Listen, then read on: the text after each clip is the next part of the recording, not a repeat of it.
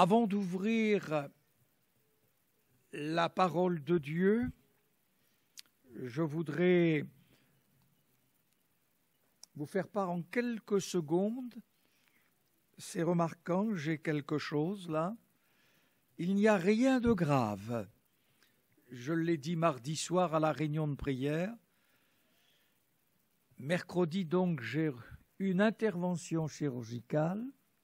Je suis entré de 12h jusqu'à 19h pour une intervention de quelques minutes, le canal carpien. Tout s'est bien déroulé. Et puis, l'anesthésiste, docteur, m'a dit qu'il faudra qu'on continue à s'habituer longtemps au masque. Et donc, je lui ai dit, pendant qu'elle était en train de faire l'anesthésie locale, on ne perd rien, on ne perd pas de temps. Hein. Je lui ai dit, bien écoutez, moi j'ai l'habitude aussi, je suis pasteur. Donc, dans nos offices, nous avons aussi le masque. Elle m'a dit, je suis protestante. Je vais de temps à autre au temple, de temps à autre. Alors, ça m'a permis de lui témoigner la puissance de l'Évangile. Ça m'a permis de parler. Pendant qu'elle faisait l'anesthésie, on parlait ensemble. C'est vraiment décontracté. Et arrivé au bloc opératoire, ceux qui étaient là parlaient de leurs vacances. Êtes-vous allé à tel endroit en vacances encore? Oui, je suis allé une fois. Je dis, mais on est au bloc opératoire. À moi-même, bien sûr. Et puis le chirurgien est arrivé. Et en quelques minutes, il me dit, c'est bientôt fini. Voilà, donc, je vais bien. Donc, je vais bien. Et puis, on ne change jamais un amortisseur de voiture un seul, il faut changer l'autre. Donc, dans quelques semaines, eh bien, on repartira et Dieu nous fera grâce. Merci pour vos prières. Voilà. Cet après-midi, il faudrait retirer Simon. Merci. Ce matin, nous allons nous entretenir. La main a été levée sur le trône de l'Éternel. Nous avons besoin de l'aide de l'Esprit de Dieu pour comprendre ce verset biblique. Et pour ceux qui vont nous écouter sur YouTube, c'est différé ce matin comme dimanche dernier à cause d'un manque de connexion. Nous avons la connexion, mais à cause de cette puissance, et nous y sommes pour rien. Alors nous allons ouvrir la Bible dans le livre de l'Exode, au chapitre 17e, à partir du verset 7e.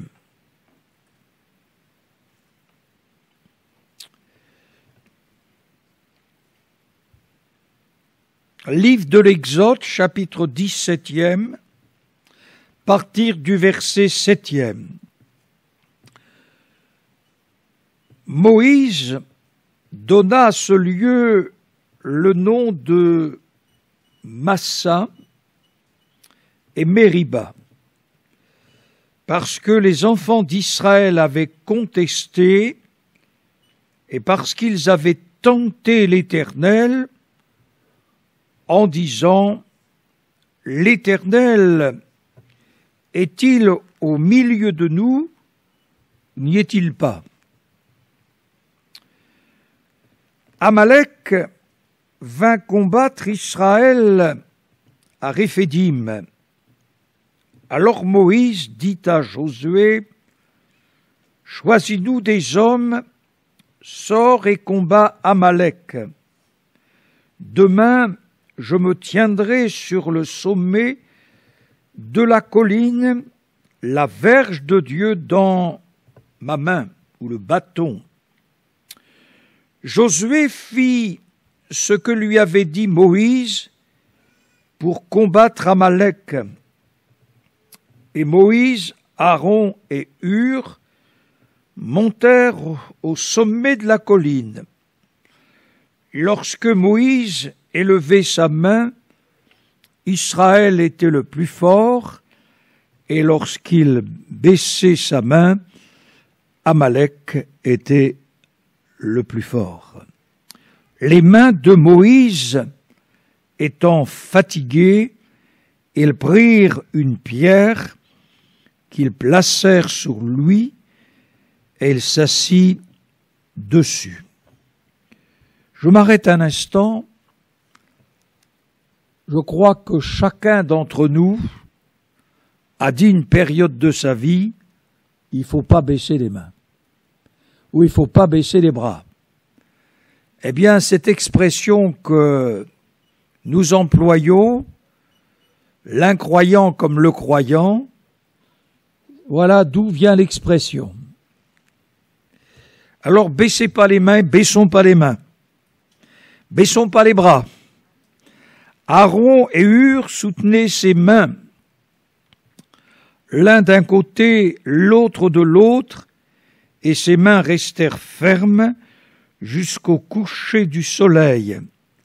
Et Josué vainquit Amalek et son peuple au tranchant de l'épée. L'Éternel dit à Moïse, écris cela dans le livre pour que le souvenir s'en conserve, et déclare à Josué que j'effacerai la mémoire d'Amalek de dessous les cieux. Moïse bâtit un autel et lui donna pour nom l'Éternel, ma bannière. Il dit, parce que la main a été levée sur le trône de l'Éternel, il y aura guerre de l'Éternel contre Amalek de génération en génération. Je voudrais aussi, ne perdez pas votre page, dans le livre de Job, au chapitre 15e, et nous allons mieux comprendre ce que cela signifie aussi, et le verset 25e.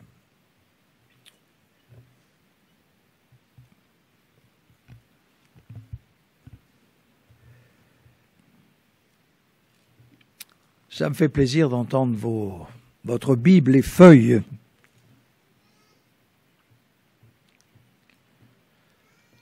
Et puis je vois les jeunes qui ont aussi leur Bible, ça me réjouit. Les enfants. Car il a levé la main contre Dieu. Il a bravé le Tout-Puissant. Il a eu l'audace de courir à lui sous le dos épais de ses boucliers. Il a levé la main contre Dieu. Il a bravé le Tout-Puissant. C'est un geste de défi.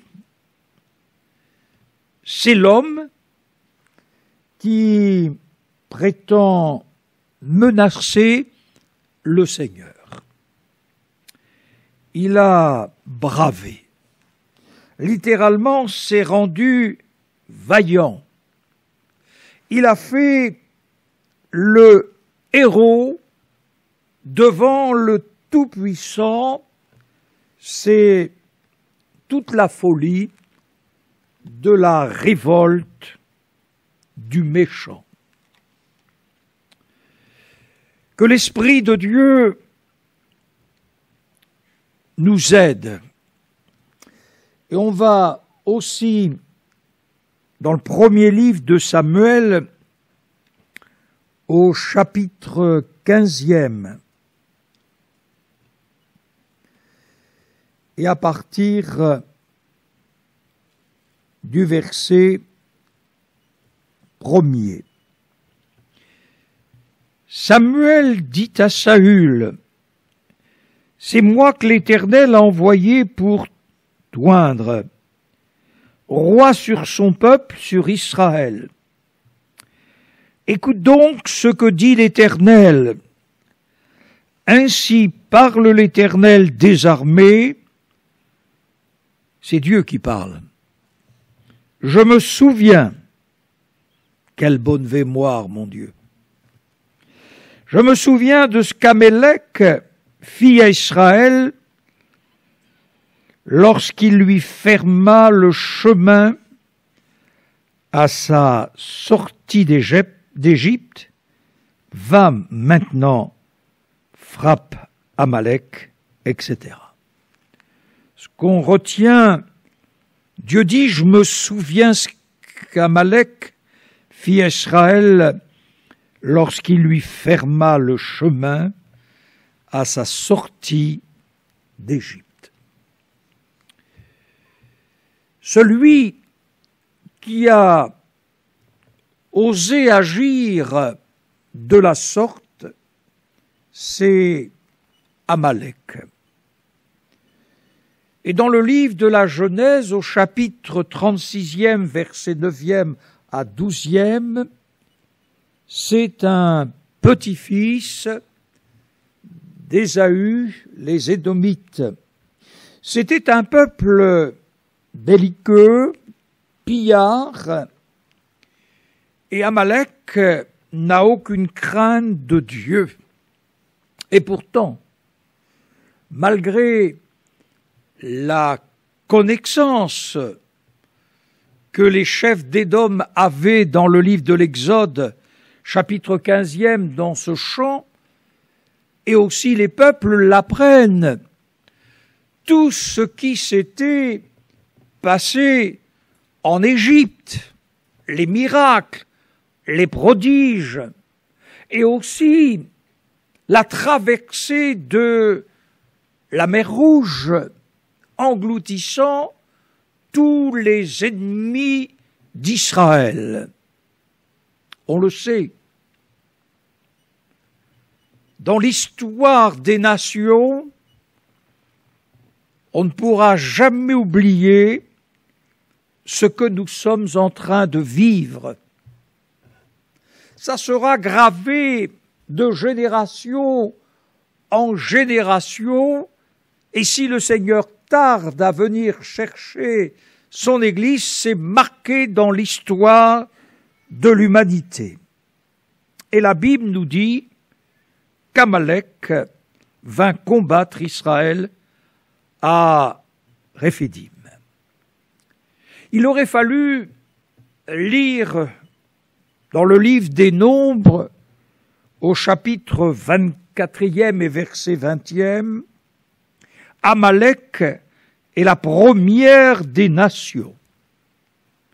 En un mot, il était à la tête de toutes les nations.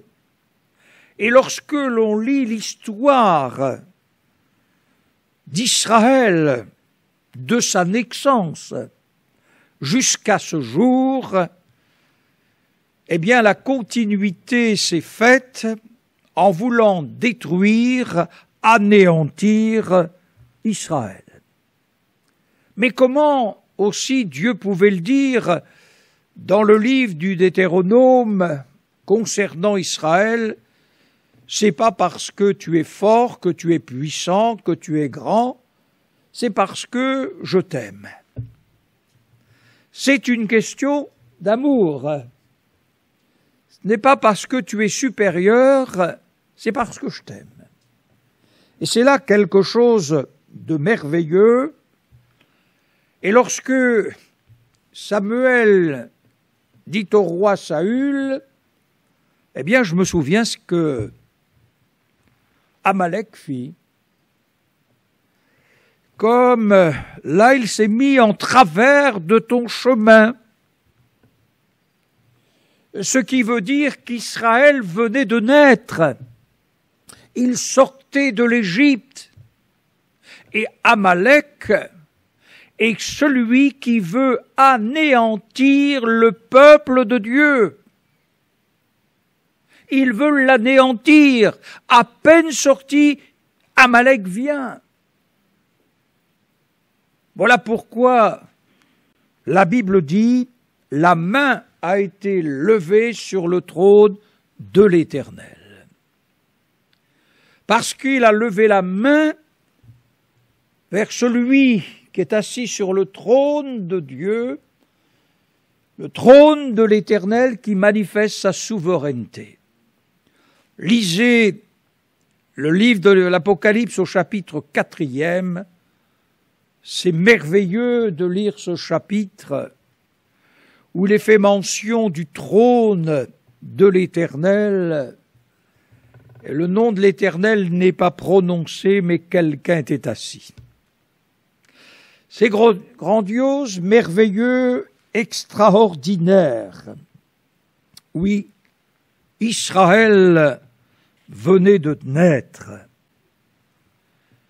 Et dans le livre du Deutéronome, chapitre 25e, verset 17e, « Souviens-toi de ce que te fit Amalek pendant la route, lors de votre sortie d'Égypte, comment il te rencontra dans le chemin, sans aucune crainte de Dieu, tomba sur toi par derrière, et tous ceux qui se traînaient, les derniers, pendant que tu étais là, et fatigué toi-même. » Oui, une période de fatigue. Période de lassitude. Ils sont venus derrière toi. Oui, quand je regarde la traversée de la mer Rouge, et dès lors que le peuple sort de l'Égypte, il y a cette colonne de feu, il y a aussi l'ange pour marcher nuit et jour, et il y a aussi l'ange qui se tient derrière, qui est le Seigneur. Mais là, c'est un autre mouvement de vie. Il faut marcher d'une autre manière. Vous le savez comme moi, dans votre vie, vous pouvez être fatigué là. Et puis, l'Église aussi peut être aussi fatiguée dans la lassitude. Dieu le sait. Dieu le sait. Il sait nos combats, il sait nos luttes, il sait nos victoires. Et Dieu a le souvenir de tout ce que l'on fait pour lui. Et dans le livre de Deutéronome, Dieu va dire « Tu effaceras la mémoire d'Amalek de dessus les cieux » et il ajoute « Ne l'oublie pas ». Nous oublions vite parce que nous sommes des hommes et des femmes qui ne veulent parfois pas se souvenir. Et nous avons raison, mais dans le domaine spirituel, Dieu est celui qui n'oublie pas. N'oublie pas les démolisseurs de son Église, de l'Église de Jésus, de par le monde entier. Dieu n'oublie pas. Oui, même des décennies après, Dieu n'oublie pas. C'est lui qui est le souverain. C'est lui qui est le Seigneur. Oui, je me souviens encore, Samuel dit à Saül, lorsqu'il lui ferma le chemin à sa sortie d'Égypte, il a levé la main contre Dieu. Oui, levé la main contre Dieu. Mais celui qui a levé la main sur le trône de l'Éternel en premier, n'est-ce pas celui qui est devenu le diable? C'est incompréhensible. La créature, le chérubin, avec toutes sortes de responsabilités. Comment le péché est-il pu entrer dans le cœur de celui qui est devenu Satan, vouloir lever la main contre Dieu, contre le trône de Dieu, détrôner Dieu, renverser Dieu? Oui, il n'y a que la foi qui peut croire et vivre ces choses. Mes frères et sœurs, le jour où celui qui est devenu le diable a levé la main contre l'Éternel, contre ce trône, parce que lui voulait supplanter Dieu en le détrônant, un tiers des anges sont devenus des démons parce qu'ils ont suivi le diable, celui qui est devenu le diable. Ça s'est passé dans la gloire éternelle. Vous comme moi, nous avons ces mêmes positions. Je hais tout ce qui divise. Nous haïssons tout ce qui est division dans les églises. Parce que la première division qui eut lieu, c'est dans la présence même de Dieu. Et quand il y a division dans les églises, c'est l'esprit du diable qui fait toutes ces choses, qui se sert des diviseurs. Et Dieu n'oublie pas les diviseurs.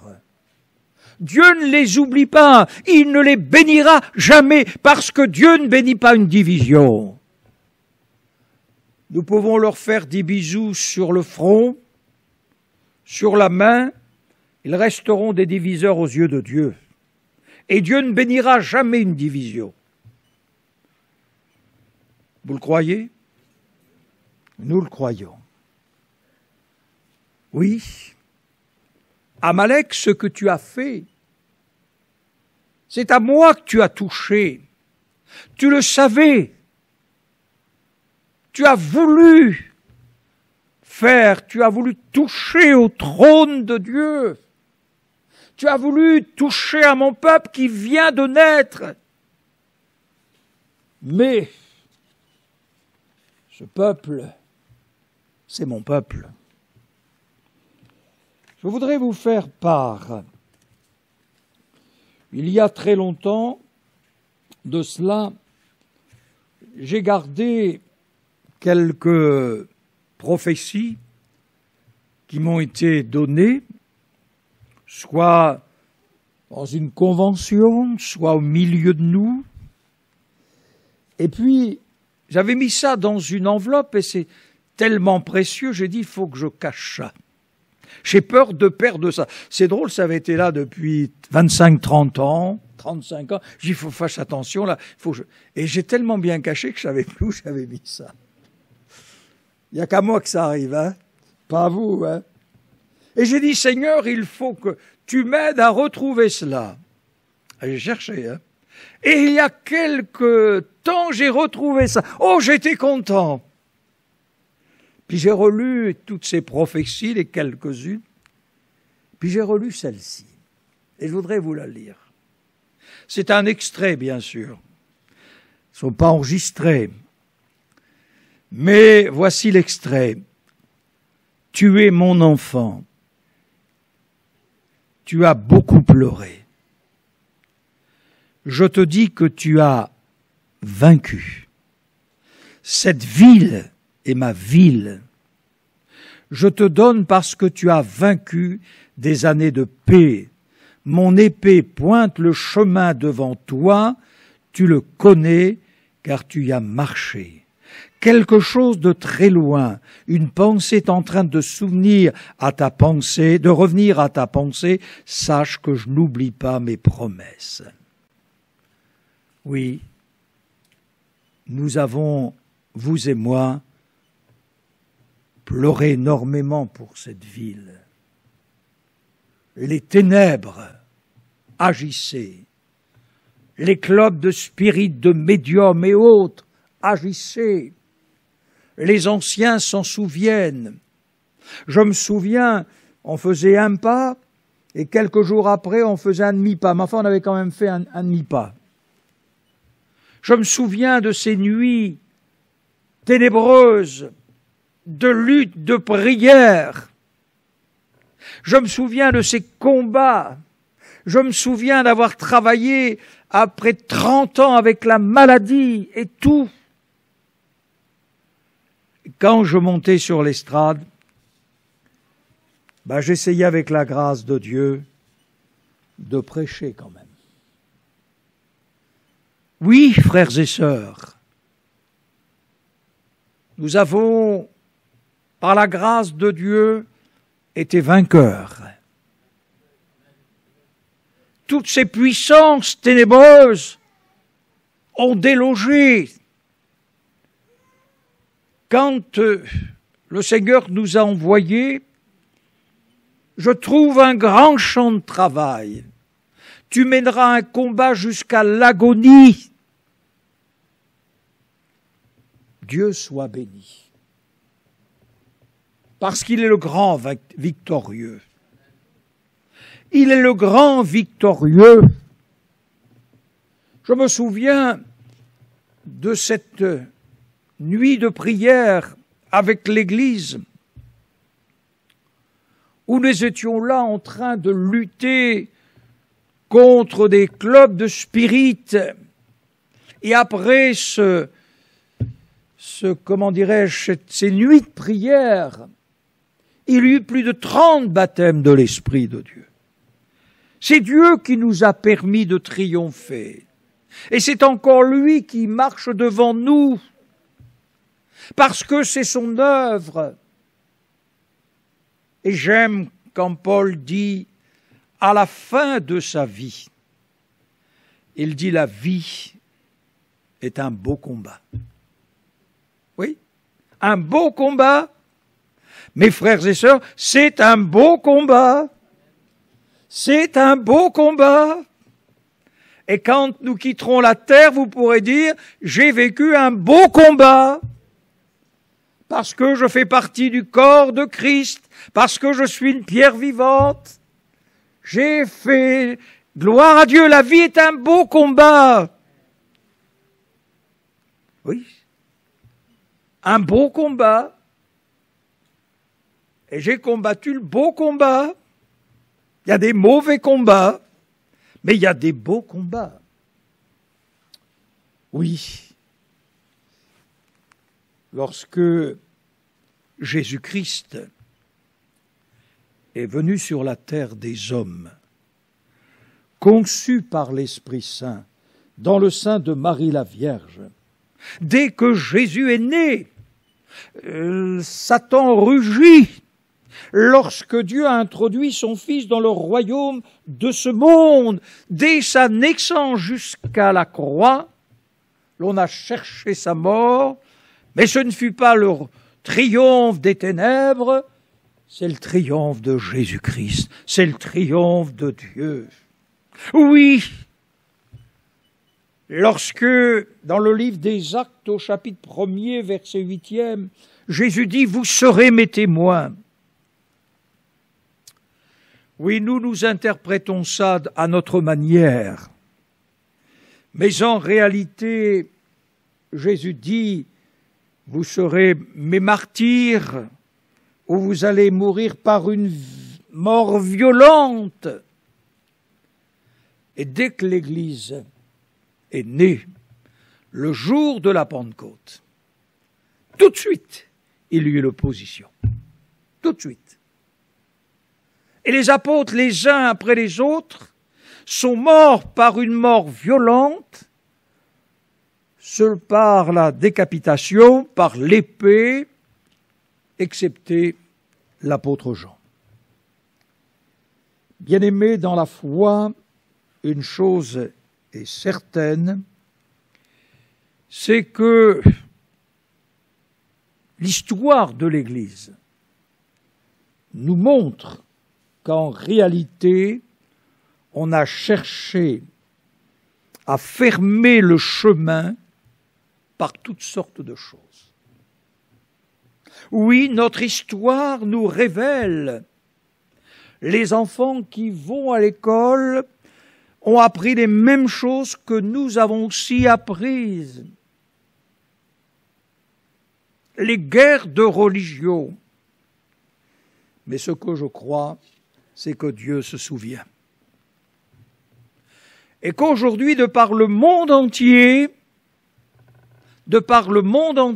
l'Évangile se répand. Le pasteur Nicole nous a montré en quelques minutes tout ce qu'il y a de persécution contre l'Église de Jésus. C'est cette même persécution. On cherche à fermer son chemin. Mais on ne peut pas le fermer. Et mes frères et sœurs, dans votre vie spirituelle, il vous est arrivé des choses incompréhensibles, où le diable a essayé de fermer le chemin de votre vie spirituelle, parce qu'il a déposé quelque chose en vous d'extraordinaire, parce que vous avez dit « Oui, Seigneur, je m'engage avec toi, je te sers, Seigneur », parce qu'on ne peut pas douter quand Dieu met quelque chose dans notre cœur. On ne peut pas douter. Et si vous et moi, depuis notre conversion, il fallait repasser notre vie, elle est belle, mais on n'a pas été épargnés. Mais Dieu nous a gardés, nous gardera. Et nous pleurons avec ceux qui pleurent. Les ténèbres agissent. J'avais l'impression parfois que le diable savait certaines choses que Dieu ne m'avait pas encore révélées. Incroyable! Incroyable! C'est pourquoi,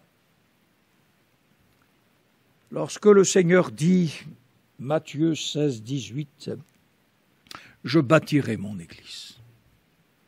C'est lui qui l'a bâti, son Église. C'est lui le chef suprême. Et que dit-il? Les portes du séjour des morts ne prévaudront point contre elle. Les portes de l'enfer ne pourront rien faire.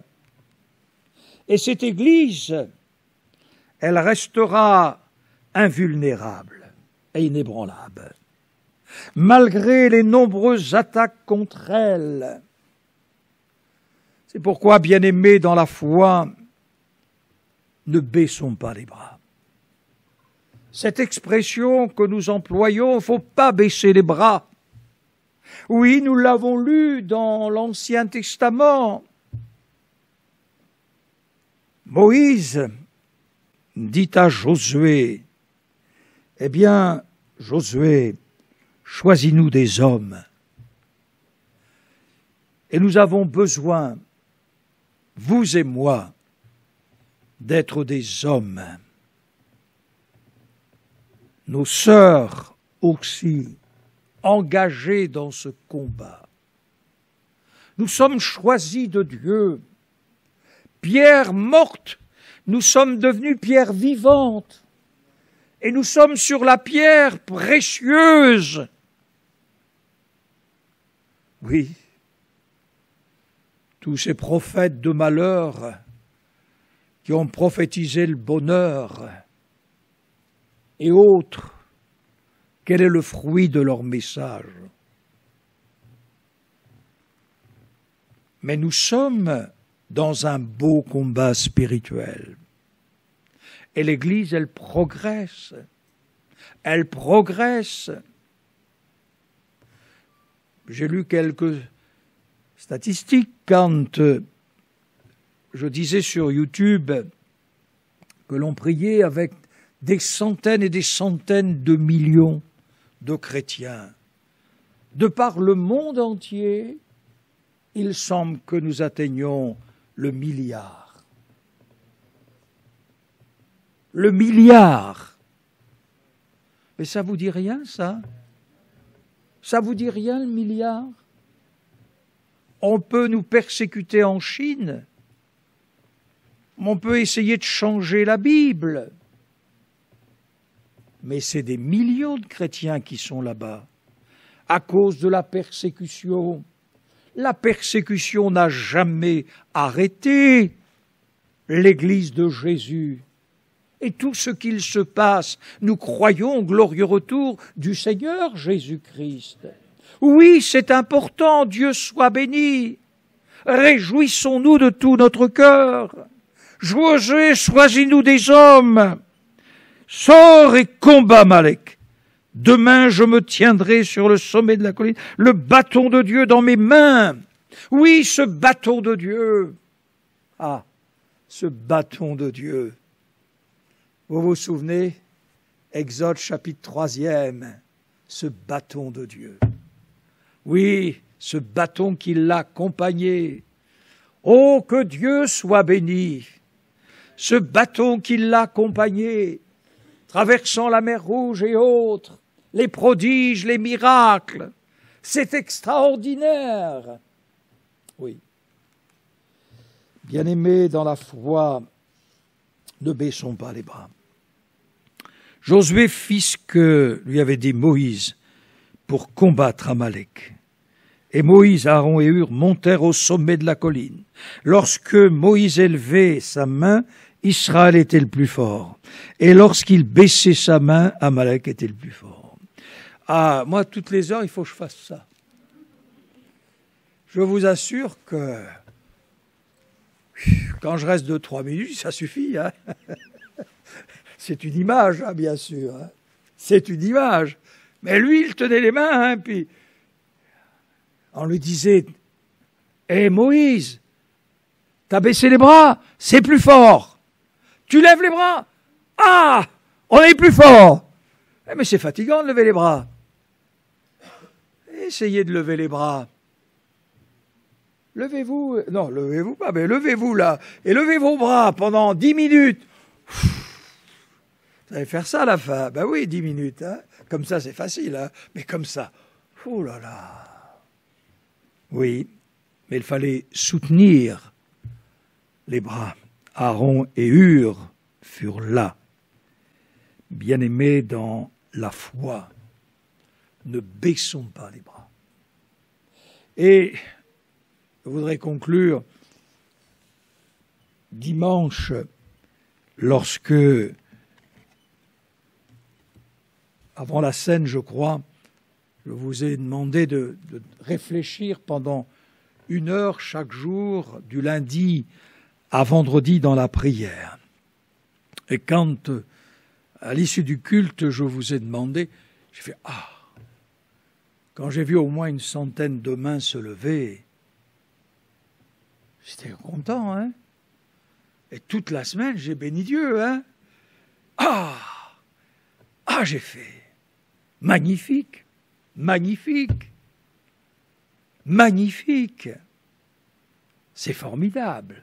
C'est rien 1 heure, hein, dans la vie. Non, c'est rien dans la vie, hein, 1 heure. C'est rien dans la journée, 1 heure. C'est rien. Vous vous êtes levé plus tôt que d'habitude. Ou vous êtes couché 1 heure plus tard. Mais on est content, on est ensemble. On est ensemble. Oui, ne baissons pas les bras. Dans les périodes que nous traversons, on nous parle de choses réelles ou irréelles. Toujours est-il, il ne faut pas baisser les bras. Et nous souhaitons les uns les autres nous encourager. Nous sommes tous sur le même bateau. Ne craignons pas les vagues. Faisons confiance. Et nous bénissons Dieu de ce que Dieu nous ait gardés et qu'aucun ne soit entré dans la gloire éternelle. Aucun. Aucun. Remercions Dieu de tout notre cœur, de nos rassemblements. Certes, il y a quelques changements. On vous oriente, on vous a retiré votre place. Je comprends. On vous dit d'aller là. On vous dit ici, c'est réservé. Vous voulez vous asseoir. Ah non, c'est inversé, c'est quelqu'un qui arrive. Vous inquiétez pas, on ne va pas mettre le nom de votre chaise sur votre chaise. Mais c'est difficile, hein, tout ça. Hein. Et puis, Je ne peux pas louer comme je veux. Ben oui, si on retire notre masque, on va envoyer quelques... Voilà, vous l'avez dit. Ah oui, c'est pas facile. C'est pas facile. Mais la présence de Dieu est là. Et moi, je sens que dans nos cœurs, on commence à souffler. Ça a changé notre vie. Ne relâchons pas dans la prière parce que notre Église, nos églises, ont besoin de se préparer pour le jour d'après. Mais on ne peut pas faire le jour d'après sans le jour d'hier. Non. Et le jour d'hier, c'est le jour où Christ est mort. Le jour d'hier, c'est le Christ est ressuscité. Le jour d'hier, c'est l'église de la Pentecôte. Mais hier, c'est aujourd'hui.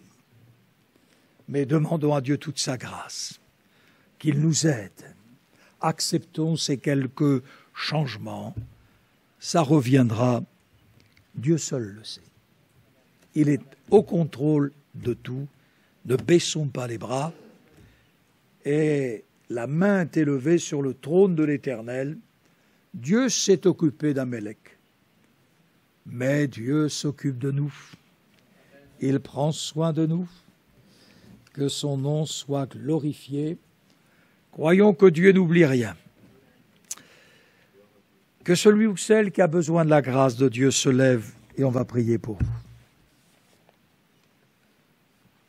Merci Seigneur. Gloire à Dieu. Notre frère le pasteur Maxime Dehaye va prier pour nous. Merci Seigneur. Merci Seigneur. Gloire à Dieu. Merci. Alléluia. Serve the glory, Nous voulons aussi, Seigneur, nous perfectionner dans cette intimité personnelle avec toi, Jésus, au travers de la prière, au travers du bon combat, du combat spirituel que nous menons chaque jour de notre vie. Alors viens encourager. Oui, gloire à Dieu. Encourager tes enfants encore ce matin. Fortifie tes enfants, Seigneur, à ne pas se relâcher, à continuer et à espérer en ton glorieux retour, Seigneur. Relève celles et ceux qui ont besoin de ta grâce. Passe dans les cœurs ce matin, Seigneur. Amen, amen. Les cœurs qui ont besoin d'être Praise the Lord, you one of righteous mind. Glory with the glory, my just God. Praise the Lord, you one of righteous mind. Thank you, righteous mind. Proclamons ta grandeur. Alléluia. Nul n'est comparable à toi, Jésus. Que ton nom Amen. Gloire à Dieu. Quelques annonces. Notre frère, monsieur Rétière André, s'endort paisiblement. Il va entrer dans la gloire éternelle. Notre frère a été membre du conseil d'administration. Il a été conseiller. Il a travaillé énormément aussi dans cette maison de prière. Et on prie pour son épouse. Il s'est converti en 1980 lorsqu'il a eu un miracle de Dieu. Son épouse et lui se sont convertis et il était, comment dirais-je, ils étaient catholiques pratiquants et après beaucoup se sont convertis dans la famille. Que Dieu les bénisse et nous nous réjouissons de la grâce et de la bénédiction de Dieu. Il y a aussi les réunions, donc le culte, les inscriptions à partir de lundi matin. Donc merci de vous inscrire pour la scène. Et puis à 16h cet après-midi, donc il n'y a plus le culte, mais la réunion d'évangélisation. Mardi 19h30, la réunion de prière. On est encouragé, on connaît une action de l'esprit. Et le jeudi à 15h, réunion d'évangélisation. Autrement, tout ce qu'il y a aussi pour les enfants, pour les ados, les UPS. Et puis, non, c'est marqué, j'ai bien vu, c'est marqué, merci. Et puis, Benjamin Vimeux, donc, par son école, est venu faire un stage. On l'a donc accepté comme stagiaire. Et donc on a fait un contrat et on lui a demandé de sortir les 2 sites. On n'avait pas de site pour la Cafèche 44. Et puis pour Cafèche 44, donc vous faites www.cafèche44.com et vous verrez tout le site. Et ensuite, www.nouveaudépart.nantes.com et vous verrez les sites. Voilà, donc que Dieu vous bénisse. C'est ses premiers sites et on le félicite. Il a fait cela pendant son stage. J'ai été aussi pour sa soutenance et que le Seigneur le bénisse. Merci Benjamin. Merci. Pour les jeunes, il faut les encourager. Et puis, vous pouvez faire un don sur le site, mais le site, ils garderont une part. Donc, vous pouvez éviter de... Mais vous pouvez faire un don, hein. Mais vous aurez une part qui sera prélevée du don. Mais vous pouvez faire aussi un don pour Nouveau Départ, le remettre à la table d'ubication. Et puis, parce que la caisse, elle diminue, on sert les garçons et les filles de la rue et nous ne touchons aucune subvention. Voilà, Dieu soit béni.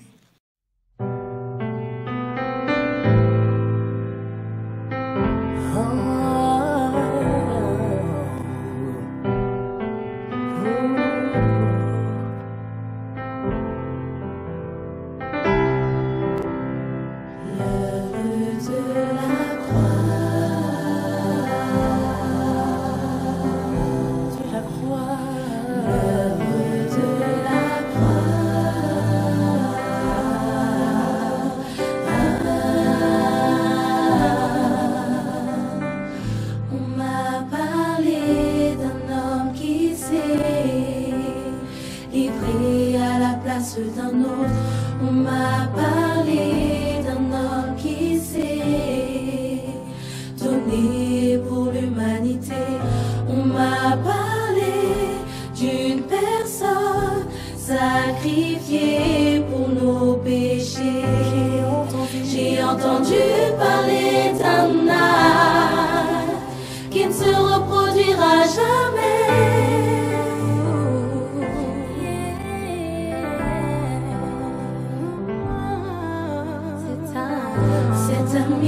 Rejeté, agressé, maltraité, obéissant jusqu'à la mort, insulté, rabaissé, refoulé, malmené, accepté, tout ça pour mon ressort, le prenant pour un imposteur, il lui enfonçait une couronne d'épines.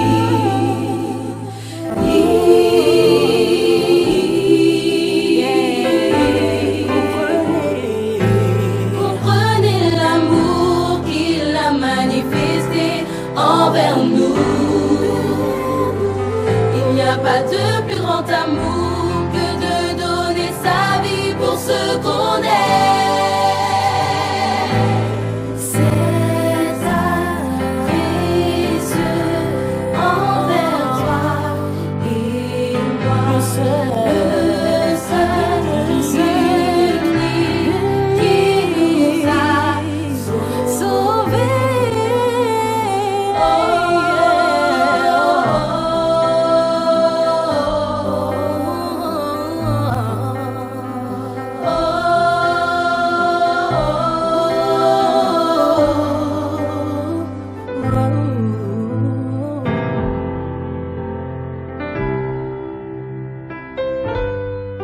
Quelle souffrance endurée pour toi et moi. Sur la croix, il a planifié nos vies. Il a fait cela par sa grande puissance. Oui, son amour pour toujours. Il a payé le prix pour notre réussite parfaite. Soyons reconnaissants envers lui. Pour qu'elle rachète ses enfants. Restons fidèles à sa parole. Faisons le bien autour de nous. Aimons-nous les uns les autres. 'Oublions nos rancunes.